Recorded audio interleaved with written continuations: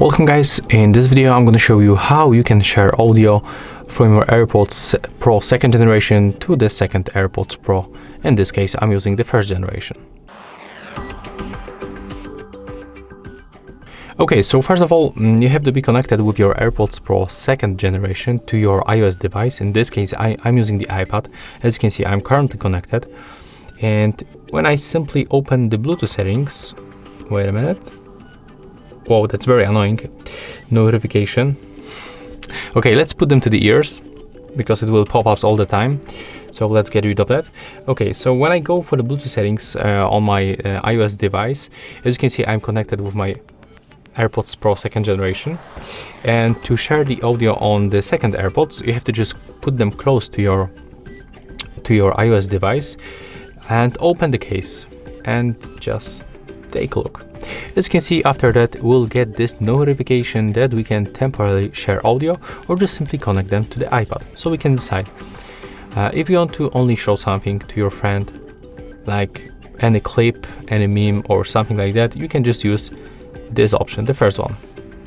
Next, we have to press and hold the pairing button on this front AirPods. As you can see, we will be connected after a few moments. Click done, and right now we can share the audio. As you can see, it also appears right here that we are sharing audio with the second AirPods. So right now, when I open, for example, the browser and the YouTube, let me just refresh. Yeah, there it goes. Okay, I can hear in this one. Let's take a look if we can hear sound. Yeah, we can also hear sound in this AirPods.